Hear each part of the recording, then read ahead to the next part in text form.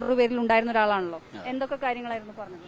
ഇല്ല, രാഹുൽ മാങ്കൂട്ടത്തിൽ MLA-ക്കെതിരെ ആരോപണം വരുന്നതിന് മുമ്പ് നിയോജക മണ്ഡലത്തിലുമായി ബന്ധപ്പെട്ട പല കാര്യങ്ങളും ഉണ്ടായിരുന്നു. നമ്മൾ ആവശ്യങ്ങൾ ഉന്നയിച്ചിരുന്നു, വിവിധ പദ്ധതികളെക്കുറിച്ചും കാര്യങ്ങളൊക്കെ. അപ്പോൾ അത് സംസാരിക്കാൻ വേണ്ടിയിട്ടാണ് ഇന്നലെ അവിടെ പോയത്. കാരണം കുറേ കാര്യങ്ങൾ പെൻഡിങ്ങിൽ കിടക്കുന്നുണ്ടായിരുന്നു. അപ്പോൾ അത് നേരിട്ട് നമ്മൾ ഓഫീസിലൂടെ കാര്യങ്ങളൊക്കെ ചെയ്യുന്നുണ്ട് എങ്കിലും നേരിൽ MLA-യും കൂടി കണ്ട് ഒന്ന് ഒരു എന്തായാലും പാലക്കാടിൻ്റെ MLA ആണ്, പിന്നെ ഒരു നമ്മുടെ വ്യക്തി ബന്ധം എന്ന് പറയുന്നത് അത് കാത്തു സൂക്ഷിക്കുക എന്നുള്ള ഒരു ഇതും ഈ കാര്യങ്ങൾ മണ്ഡലത്തിലത്തെ കാര്യങ്ങൾ നിയോജക മണ്ഡലത്തിലെ പദ്ധതികളെ കുറിച്ചുള്ള കാര്യങ്ങളും കൂടി പറയാൻ വേണ്ടി ഈ ആഴ്ച തന്നെ വരുന്നാണ് പറഞ്ഞത്. മണ്ഡലത്തിലെ പൊതുപരിപാടികളൊക്കെ പങ്കെടുക്കും. പൊതുപരിപാടികൾ എന്ന് പറഞ്ഞു കഴിഞ്ഞാൽ ഇപ്പോൾ ഒരു MLA എന്നുള്ള രീതിയിൽ പുള്ളിയെ വിളിക്കുന്ന പരിപാടികളിൽ എന്തായാലും അതിപ്പോൾ സർക്കാരിന്റെ പരിപാടിയാണെങ്കിലോ അല്ലെങ്കിൽ മറ്റുള്ളതോ എങ്ങനെയാണ് അറിയുന്നില്ല, അങ്ങനെ വിളിക്കുന്ന കാര്യങ്ങളിലെല്ലാം ആളുണ്ടാവും. പിന്നെ മണ്ഡലത്തിൽ തന്നെ നിയോജകമണ്ഡലത്തിൽ തന്നെ വിവിധ പരിപാടികൾ മുമ്പ് പോവാത്ത കുറേ കാര്യങ്ങളൊക്കെ ഉണ്ടായിരുന്നു. അതൊക്കെ വിളിച്ച് തിരിച്ചു വിളിക്കുകയാണെങ്കിൽ അതിനകത്ത് പങ്കെടുക്കുമെന്നാണ് അറിയാൻ കഴിഞ്ഞത്. MLA പൊതുപരിപാടികളിൽ പങ്കെടുത്താൽ തടയും എന്നാണ് DYFIയും BJPയും പറയുന്നത്. അത് അവരുടെ രാഷ്ട്രീയപരമായ ഒരു കാര്യമാണ്. സ്വാഭാവികമായിട്ടും ഓരോ ആരോപണങ്ങളോ കാര്യങ്ങളോ ഉന്നയിക്കുമ്പോൾ ഏത് രാഷ്ട്രീയ പാർട്ടിയാണെങ്കിലും ചെയ്യുന്ന ഒരു കാര്യമാണ്. അതായത് അങ്ങനെ തടഞ്ഞാൽ കോൺഗ്രസ് നേതാക്കൾ ഒപ്പം നിൽക്കും. തടയാനല്ല, സംരക്ഷിക്കാൻ. അല്ല, അതിലൊന്നും വ്യക്തത വരുത്തേണ്ടത് DCCയും KPCC ഒക്കെയാണ്. നമ്മളെ സംബന്ധിച്ചിടത്തോളം മണ്ഡലത്തിലെ കാര്യങ്ങളും മറ്റും കാര്യങ്ങളും ഒരു MLA ജനപ്രതിനിധി എന്നുള്ള രീതിയിൽ ഒരു MLA-ക്ക് ചെയ്യാവുന്ന ഒരു കാര്യങ്ങളുണ്ട്, അതെല്ലാം ശ്രദ്ധയിൽപ്പെടുത്തുക എന്നുള്ളതാണ്. ബാക്കി മണ്ഡലത്തിൽ ഒരു MLA വരാൻ പാടില്ല എന്ന് പറയുന്നത് ആർക്കും അധികാരമൊന്നുമില്ല, കാരണം തെരഞ്ഞെടുക്കപ്പെട്ട ജനപ്രതിനിധിയാണ്. പക്ഷെ അതേസമയം തന്നെ കോൺഗ്രസിന്റെ പ്രാഥമിക അംഗത്വത്തിൽ നിന്ന് സസ്പെൻഡ് ചെയ്ത ഒരാളെയാണ് കോൺഗ്രസിന്റെ ഉത്തരവാദിത്തപ്പെട്ട നേതാക്കൾ പോയി കണ്ടിരിക്കുന്നത്. അല്ല, ഞങ്ങൾ മണ്ഡലത്തിന്റെ ആവശ്യമായിട്ടാണ് കണ്ടത്. കാരണം ഞങ്ങളൊരു പൊതുപ്രവർത്തകരാണ്. പൊതുപ്രവർത്തകൻ എന്നുള്ള രീതിയിൽ നമ്മുടെ അടുത്ത് പല ആളുകളും പല സംഘടനകളും പല കാര്യങ്ങളും ആവശ്യപ്പെട്ടിട്ടുണ്ടായിരുന്നു. അപ്പൊ അതിൽ ചില കാര്യങ്ങൾ MLA ചെയ്യേണ്ട കാര്യങ്ങളാണ്. MLA കൊണ്ട് മാത്രമേ അങ്ങനത്തെ പദ്ധതികൾ ചെയ്യാൻ പറ്റുള്ളൂ. തിരിച്ച് മണ്ഡലത്തിലേക്ക് പെട്ടെന്ന് വരണം എന്ന് ആവശ്യപ്പെട്ടു. MLA-യോട് അത് ആവശ്യപ്പെടാൻ ഞങ്ങൾ തന്നെയല്ലേ പോകേണ്ടത്. കാരണം വെച്ച് കഴിഞ്ഞാൽ ഒരു പ്രതിനിധി ജനപ്രതിനിധി എന്നുള്ള രീതിയിൽ അത് MLA-ക്ക് ചെയ്യാൻ പറ്റുള്ളൂ. അപ്പൊ അതിന്റെ കാര്യങ്ങൾ സൂചിപ്പിക്കാൻ വേണ്ടിയിട്ടാണ് പോയത്. അതിനകത്ത് MLA എന്നുള്ള പോസ്റ്റാണ് നമ്മൾ കണ്ടിരിക്കുന്നത്. പ്രശാന്ത് കുനിശ്ശേരിക്കൊപ്പം പാലക്കാട് നിന്ന് പ്രിയ ഇളവ. കാത്തിരിപ്പുകൾക്ക് വിരാമമായിരിക്കുകയാണ്. രാഹുൽ മാങ്കൂട്ടത്തിൽ ശനിയാഴ്ച പാലക്കാടിന്റെ മണ്ണിൽ കാലുകുത്തുകയാണ്. രാഹുൽ തന്നെയാണ് ഉറപ്പ് നൽകിയിരിക്കുന്നത്. തന്നെ കാണാൻ വന്ന പാലക്കാട് മണ്ഡലത്തിൽ നിന്നുള്ള പാലക്കാട് നിയോജക മണ്ഡലത്തിൽ നിന്നുള്ള തന്നെ കാണാൻ വന്ന കോൺഗ്രസിന്റെ നേതാക്കളോട് അവർ മണ്ഡലത്തിലെ പല കാര്യങ്ങളും തന്നെ അറിയിക്കാൻ വേണ്ടിയാണ് വന്നത്. ആ അറിയിക്കാൻ വേണ്ടി വന്ന പാലക്കാട്ടിലെ ബ്ലോക്ക് മണ്ഡലം പ്രസിഡന്റായിട്ടുള്ള ആളുകളോടും അതുപോലെ കൂടെയുള്ളവരോടും അവരോടൊക്കെ കാര്യങ്ങൾ വ്യക്തമായിരിക്കുന്നു. ശനിയാഴ്ച രാഹുൽ മാങ്കൂട്ടത്തിൽ പാലക്കാടിന്റെ മണ്ണിൽ കാലുകുത്തുകയാണ്. തൊടാൻ കേൾപ്പുള്ളവർ, തടയാൻ കേൾപ്പുള്ളവർ ഒരുങ്ങിയിരുന്ന സഖാക്കളെ, സഖികളെ, നിങ്ങളുടെ കൂട്ടുകെട്ട് പാലക്കാട് ഉപതെരഞ്ഞെടുപ്പിൽ നിങ്ങൾ കൂട്ടുകൂടി നിങ്ങൾ ഉണ്ടാക്കിയെടുത്തത് ഇന്ന് രാഹുലിനെ തടയാമെങ്കിൽ നിങ്ങൾക്ക് കഴിയുമെങ്കിൽ, നിങ്ങൾ സാധിക്കുമെങ്കിൽ നിങ്ങൾ ചെയ്തു നോക്ക്, നിങ്ങൾ തടഞ്ഞു നോക്ക്. നേരിടാൻ ഉറച്ചു തന്നെയാണ്. ഇത് പോയി കണ്ടിരിക്കുന്നു എന്ന് പറഞ്ഞത് മണ്ഡലത്തിലെ ചില കാര്യങ്ങൾ പറയാനാണ് എന്ന് പറയുമ്പോഴും ചില ഉറപ്പുകൾ രാഹുലിന് നൽകാൻ വേണ്ടിയിട്ടാണ്. മണ്ഡലത്തിലെ തങ്ങളുടെ ആവശ്യങ്ങൾ ഇന്ന ആവശ്യങ്ങൾ ഉണ്ട് എന്ന് രാഹുലിനെ ബോധിപ്പിച്ചപ്പോൾ അതോടൊപ്പം രാഹുലിനെ തിരിച്ച് അവർ കൊടുത്ത ഒരു വാക്കുണ്ട്. ആ വാക്കെന്ന് പറയുന്നത് രോമത്തിൽ തൊടില്ല ഒരുത്തനും. രോമത്തിൽ തൊടില്ല ഒരുത്തനും, അത് ഞങ്ങളുടെ ഗ്യാരണ്ടി. ആ ഗ്യാരണ്ടിക്ക് പുറത്ത് രാഹുൽ മാങ്കൂട്ടം ശനിയാഴ്ച പാലക്കാട്ടിന്റെ മണ്ണിൽ പൂർവാധികം ശക്തിയോടുകൂടി തിരിച്ചു വരുന്നു. വേട്ടയാടിയവർ, മുന്നിൽ നിന്ന് രാഹുലിനെ പച്ചക്ക് തിന്നാൻ മുന്നിൽ നിന്നവർ, സാങ്കല്പിക ഇരകളെ ഉണ്ടാക്കുവാൻ ശ്രമിച്ചവർ, മാധ്യമങ്ങൾ, കൂട്ടിക്കൊടുപ്പുകാർ, നെറുകെട്ടവർ, തമ്മാടികൾ, കൊടും ക്രിമിനലുകൾ. നിങ്ങളൊന്ന് ആലോചിച്ച് നോക്കണം. ഇവരെ കൊടും ക്രിമിനലുകൾ എന്നല്ലാതെ മറ്റെന്താണ് വിളിക്കേണ്ടത്? ഒരു വ്യക്തിക്കെതിരെ ഇല്ലാത്ത ആരോപണങ്ങൾ ഉന്നയിക്കുവാൻ വേണ്ടി പലരെയും സമീപിച്ചു. അതും സമൂഹത്തിലെ സ്ത്രീകളെ മുന്നിൽ നിർത്തി കളിക്കുവാൻ ഇറങ്ങി പുറപ്പെട്ടവരെ കൊടും ക്രിമിനലുകൾ എന്നല്ലാതെ മറ്റെന്ത് വിളിക്കണം? ഇവരെയാണോ മാധ്യമ പ്രവർത്തകർ എന്ന് വിളിക്കുന്നത്? എന്താണെങ്കിലും എല്ലാവർക്കും കിട്ടാനുള്ളത് കിട്ടും, തരാനുള്ളത് തരും, കൊടുക്കേണ്ടത് കൊടുത്തിട്ടേ പരിചയമുള്ളൂ. അതാണ് ശീലം. രാഹുൽ മാങ്കൂട്ടത്തിന് നിങ്ങൾക്കറിയാമല്ലോ. ഞങ്ങളിനി വേറെ അയാളെ വിശേഷിപ്പിച്ച് അയാളുടെ സ്വഭാവവും അയാളുടെ രീതികളും പറഞ്ഞ് പ്രതിഫലിപ്പിക്കേണ്ട കാര്യമില്ലല്ലോ. അയാൾ നിങ്ങൾക്ക് തരാനുള്ളത് തന്നിരിക്കും. പാലക്കാടിന്റെ മണ്ണിൽ കാലുകുത്തുകയാ ശനിയാഴ്ച. എല്ലാവിധ സന്നാഹങ്ങളും റെഡിയാണ്. അവിടെ എല്ലാവിധ സന്നാഹങ്ങളും റെഡിയാ. ആരൊക്കെ എന്തൊക്കെ കണക്കുകൂട്ടലുകൾ കൂട്ടിയാലും, നിങ്ങളൊക്കെ എന്തൊക്കെ പ്ലാനുകൾ നടത്തിയാലും, നിങ്ങളൊക്കെ എന്തൊക്കെ തീരുമാനിച്ചാലും എല്ലാത്തിനെയും മറികടന്ന് പാലക്കാടിന്റെ മണ്ണിൽ രാഹുൽ മാങ്കൂട്ടം ഇറങ്ങിയിരിക്കും. ഇത് രാഹുൽ നൽകിയ ഉറപ്പാണ്. പാലക്കാട് നിന്ന് തന്നെ കാണാൻ വന്ന അവിടുത്തെ ജനങ്ങൾക്ക്, അവിടുത്തെ ജനപ്രതിനിധികൾക്ക്, അവിടുത്തെ സമൂഹത്തിന്റെ പ്രതിനിധികൾക്ക് അത് രാഹുൽ മാങ്കൂട്ടം നൽകിയ ഉറപ്പാണ് ശനിയാഴ്ച പാലക്കാട്ടേക്ക്. ഇന്നിപ്പോ രാഹുൽ മാങ്കൂട്ടം ശബരിമല ദർശനവും കടന്നു കഴിഞ്ഞ് അദ്ദേഹം അടൂരിലെ വീട്ടിൽ മടങ്ങിയെത്തിയിരിക്കുകയാണ്. ഇന്നും നാളെയും അടൂരിലെ വീട്ടിൽ, ശനിയാഴ്ച കാലത്ത് അടൂരിൽ നിന്ന് പാലക്കാട്ടേക്ക്.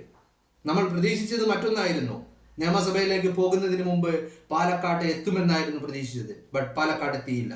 എന്തായാലും നിയമസഭയിൽ പോയി. ഇനി അടുത്തത് പാലക്കാടാണ്. ആ രാഷ്ട്രീയ പ്രവർത്തനം അയാളെ തുടച്ചു നീക്കാമെന്ന് നിങ്ങളാരും വ്യാമോഹിക്കണ്ട. അയാൾ ഈ കേരളത്തിന്റെ പൊതുരാഷ്ട്രീയത്തിൽ, രാഷ്ട്രീയത്തിന്റെ ഭൂപടത്തിൽ രാഹുൽ മാങ്കൂട്ടം ഉണ്ടാവും. ഊർജ്ജസ്വലനായി പൂർവാധികം ശക്തിയോടുകൂടി അയാൾ അവിടെ ഉണ്ടാവും. അത് അടയാളപ്പെടുത്താൻ കൂടി വേണ്ടിയാണ് പാലക്കാട്ടേക്ക് വരുന്നത്. ഇവിടെയും ശ്രദ്ധേയമായ മറ്റൊരു കാര്യമുണ്ട്. അത് നമ്മൾ കഴിഞ്ഞ ദിവസവും പല ആവർത്തി പറഞ്ഞതാണ്. എന്നാൽ ഒരിക്കൽ കൂടി പറയാം. ഇത്രയും ദിവസം മണ്ഡലത്തിൽ രാഹുൽ ഇല്ലാതിരിഞ്ഞിട്ടും മണ്ഡലത്തിലെ MLA ഓഫീസ് വളരെ സജീവമായി പ്രവർത്തിച്ചിരുന്നു, തുറന്ന് പ്രവർത്തിച്ചിരുന്നു എന്ന് മാത്രമല്ല, മണ്ഡലത്തിൽ രാഹുൽ തുടങ്ങി വെച്ചതും രാഹുൽ നടത്തിക്കൊണ്ടിരിക്കുന്നതുമായ എല്ലാ പ്രവർത്തനങ്ങൾക്കും ഒരു തടസ്സവും ഉണ്ടായില്ല എന്നുള്ളത് വളരെ ശ്രദ്ധേയമാണ്.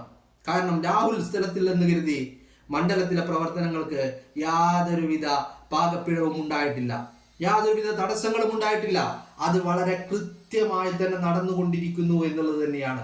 സാക്ഷ്യം പറയുന്നത് ഞാൻ മാത്രമല്ല, പാലക്കാട്ടെ ജനങ്ങൾ ഓരോരുത്തരായിട്ട് സാക്ഷ്യം പറയുകയാണ്. കഴിഞ്ഞ ദിവസമാണ് ഒരു വീട്ടമ്മ, ഒരമ്മ, വളരെ പ്രായമായിട്ടുള്ള ഒരു അമ്മ പറയുന്നത് കേട്ടത്, ഇപ്പൊ ഞാൻ രാഹുലിന്റെ ഓഫീസിൽ പോയിട്ട് അവിടെ കുറച്ച് കാര്യങ്ങൾ ഉണ്ടായിരുന്നു, അത് ചെയ്തു തീർത്തിട്ടാണ് ഇപ്പൊ വരുന്നത് എന്ന്. രാഹുലിനെ കുറിച്ചുള്ള ഒരു അഭിപ്രായം ചോദിക്കുന്ന ഒരു സർവേ നടത്തുന്ന ഒരു വീഡിയോയിൽ കണ്ടതാണ്. അപ്പോ ഇത്തരത്തിൽ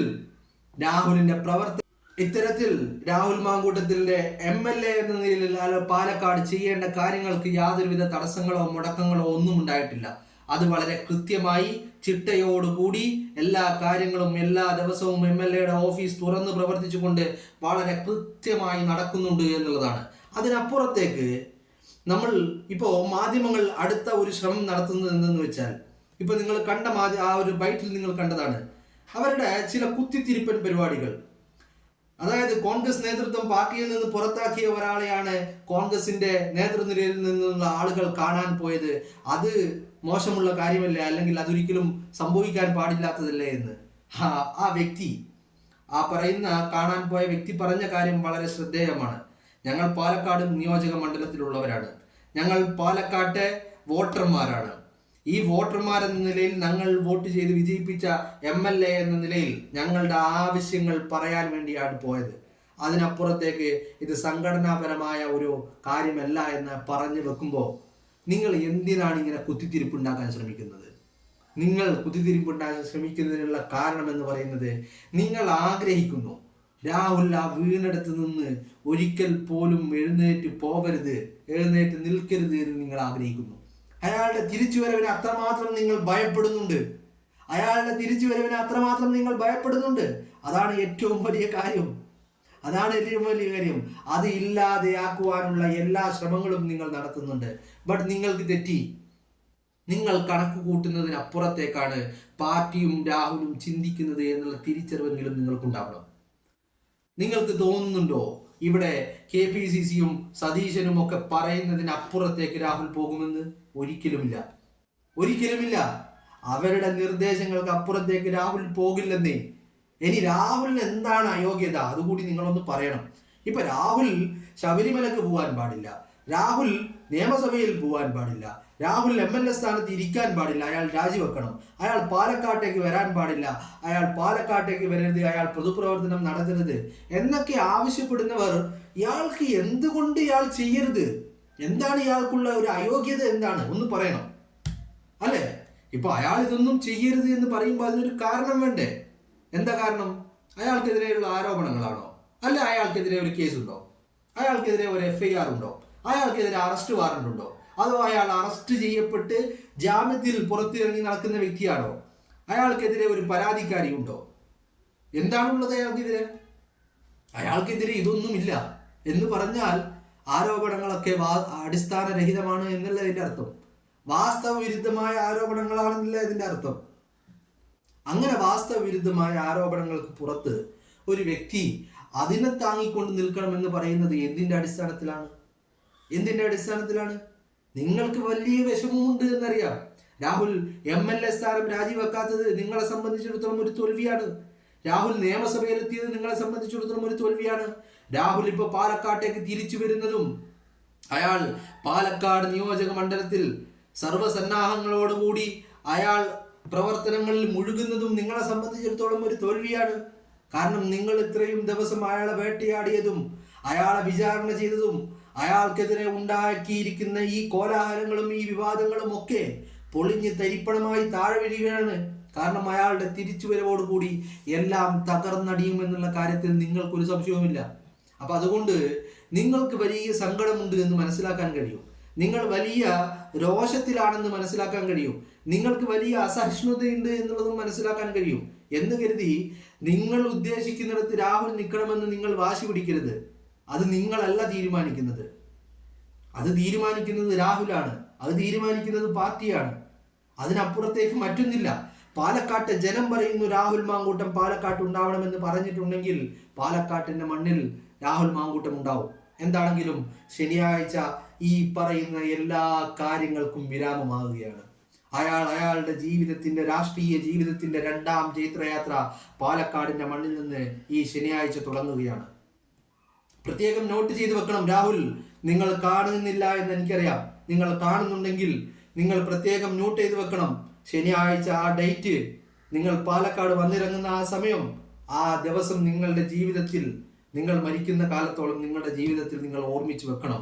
കാരണം എന്ന് പറയുന്നത് അത് നിങ്ങളുടെ ജീവിതത്തിലെ രാഷ്ട്രീയ ജീവിതത്തിലെ 2ാം ജൈത്രയാത്രയുടെ തുടക്കമാണ്. ആരംഭം കുറിക്കുന്ന സമയമാണ്, ആരംഭവും കുറിക്കുന്ന സ്ഥലമാണ്. അതുകൊണ്ട് അത് നിങ്ങൾ വ്യക്തമായി അടയാളപ്പെടുത്തി വെക്കണം, വ്യക്തമായി നിങ്ങൾ ഓർത്തു വെക്കണം. കാരണം അത് പിന്നീട് ചരിത്രങ്ങളിൽ കൂട്ടിച്ചേർക്കാനുള്ളതാണ്.